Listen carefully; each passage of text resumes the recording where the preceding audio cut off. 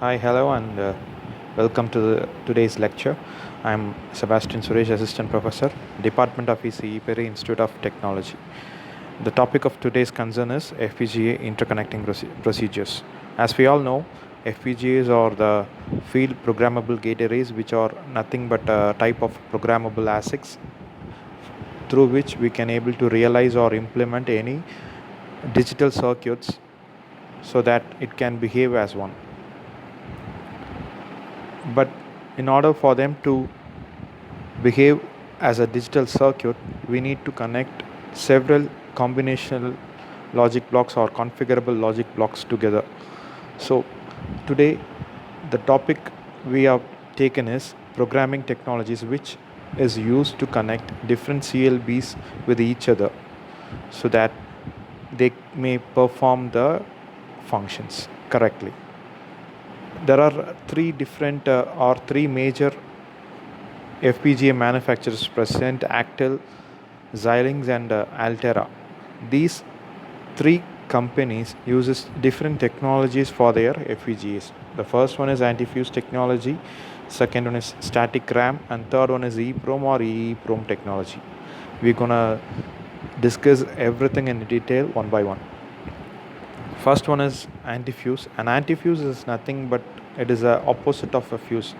So in a fuse will be normally connected position. When a high voltage or high current passes through it, it get open circuited. Whereas an anti-fuse, it will be actually open at the start and it will get connected on passing some current across it. So this is the difference between a fuse and an anti-fuse.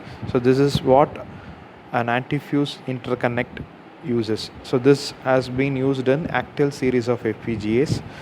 The first one is, there are two types of antifuses they are using. First one is Actel antifuse, that is using a dielectric material for connection, and the second one is a metal antifuse. They will be using a metal layer for the connection between two conducting materials. In the first type, that is Actel antifuse, using a dielectric, they are using a ONO dielectric between the conducting materials. It will be placed between them. You can see the top left diagram. When a series of antifuse has to be programmed, a current will be passed across it, and the second diagram you can see a region of conducting layer is formed between them. So this is how an antifuse works. So initially there will be no connection between the two conducting materials. It will be separated by a dielectric material or an insulator. In the second diagram we can see that whenever a programming current is passed across the antifuse, it will be connected. So this is what we are going to see here. An antifuse, as we have said, it will be normally a open circuit, and when a programming current is passed across it, it will be connected. As mentioned before, there are two types of antifuses: Actel antifuse and another one is metal antifuse. In the Actel antifuse, there will be a ONO layer or a dielectric layer which will be formed between two conducting materials. When a programming current of 5 milliamps is passed, the connection is enabled between those two conducting materials. The disadvantage is that since it requires large amount of current to be supplied, so that to make a particular connection, it causes or it damages the devices, and it induces much more capacitance at a higher current. So these are the disadvantages of this method. And the next one is about metal antifuse. So here, since here less current is enough for this. That is, the thing is here is in antifuse, that is Actel antifuse, for even for a 5 milliamps current, the resistance is around 500 ohms, whereas in metal antifuse, since we are using a metal, the amount of resistance that is incurred during the process is very less. That is, even for a 15 milliamps current, the amount of resistance that is incurred is 80 ohms only. But the disadvantage here is we need a separate devices called activator, through which only we can able to program the device. So an activator is kind of a assembly which holds the device under test, that is a FPGA. A programmer will decide which antifuse has to be programmed, so he will pass a programming current for those particular antifuses, so the particular antifuses will be connected. So this is a much more time consuming process. Okay, so these are the two types of antifuses that have been used on Actel manufacturing devices.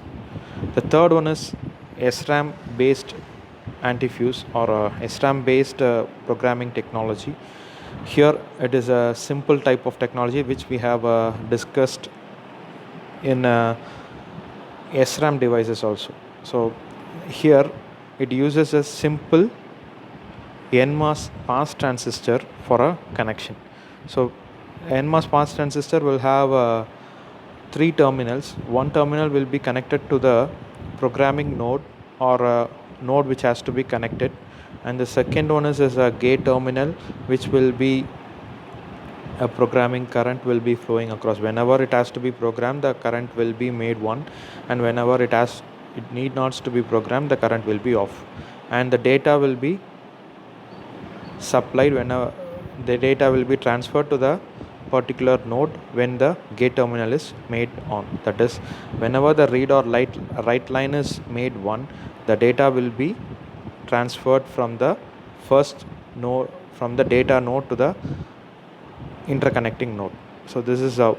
So whenever the read or write line is 0, the transistor will be off, and hence there won't be any flow of data between across the transistor. So this is how you can able to program or erase a particular interconnect. So this is a reconfigurable hardware, because the transistor can be on or made to be on or off a number of times. So, and it is an easy process. Just by providing supply to the gate terminal, we can make it on or off. But the thing is, it is a volatile type of memory, and it needs to be for example, if this particular NMOS transistor has to be programmed, it has to be supplied with the current throughout the period of time, whereas in an antifuse the connection is permanent. So once a programming current is passed, the antifuse will be programmed. So after that, there is no need for that programming current to be supplied, whereas in the SRAM technology, the disadvantage is that it needs the power or the current to be supplied continuously. And the second disadvantage is that it is bigger in size, because we need to add an extra transistor across the device. And the last type is EEPROM technology. An EEPROM technology is a simple NMOS transistor with an extra floating gate across it. So we can see 3 diagrams here. The first one is the normal mode. So in the normal mode, it will behave as a simple NMOS transistor. So whereas there will be a channel between source and drain, and all the electrons will be present across the channel, and it will behave as a normal transistor. The conduction will be taking place.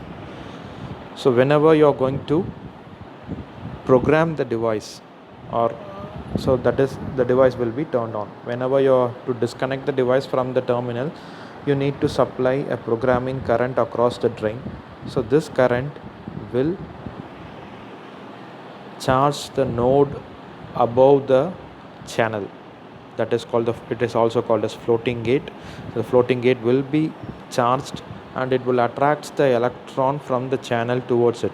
So that you can see the diagram, the electrons from the channel will be attracted and stored across the floating gate. So there won't be any channel in the NMOS substrate, so there won't be any conduction. So, and in the last case, if you have to reprogram, or if you have to restore the logic again, simply you have to pass on a UV light to the floating gate, so the electrons will gain energy and it will return back to its original channel.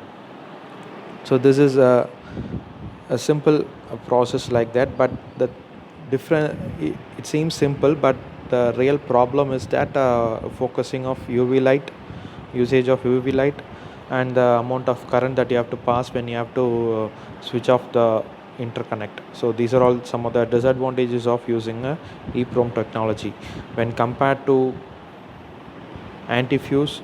So this is pretty much simpler, and the construction is also a bit quite complex because we have to include two gate terminals across it. So these are some of the disadvantages of EEPROM technologies. So let me once again brush up the types we have seen so far. First one is anti-fuse. Anti-fuse is one which will be disconnected, or it will be an open circuit at the start, and after passing of a particular current across the device, the connection will be made. Whereas in SRAM technology, it uses a MOS transistor, that to an NMOS transistor, and supplying of one across the gate terminal will make the NMOS transistor to be conducted, so that data will be flowing across it.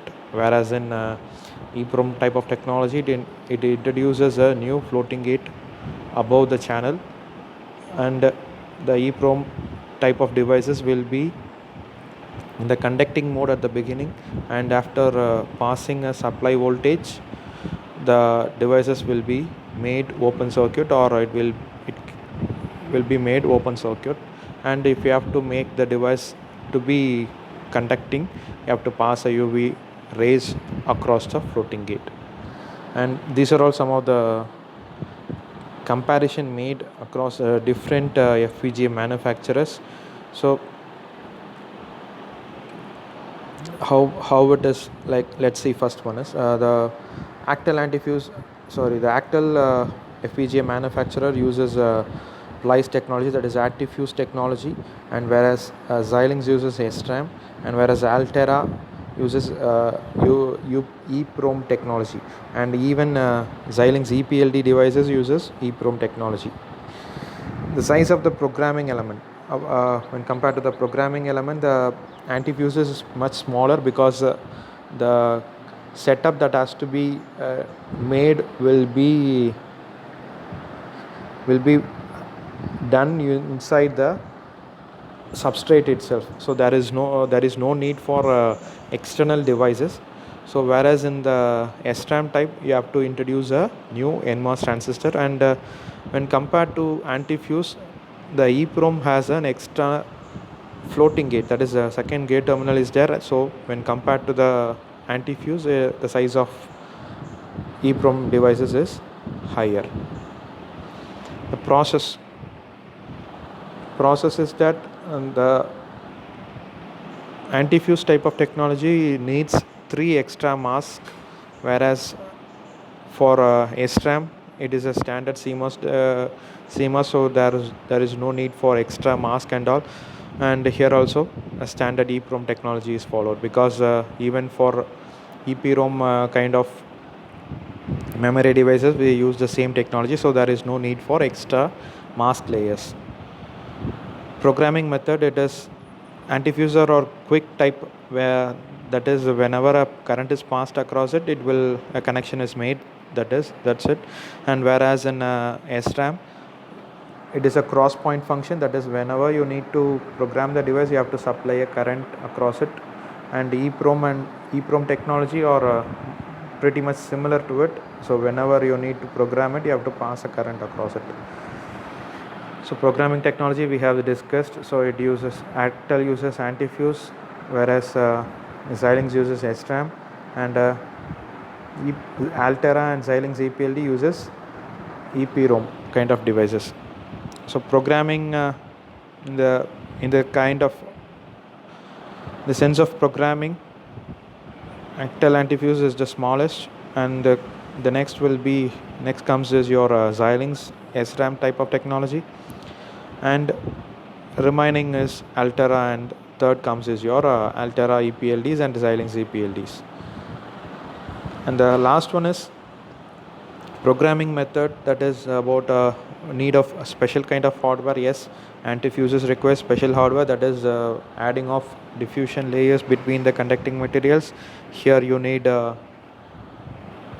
in Xilinx you need extra NMOS transistor, and whereas in EPLDs you need special programming connections for it, because there are two modes you can able to program it and reprogram it. So for that you need extra PROM serial port. So that's it in your in this topic, and thank you all. Have a good day.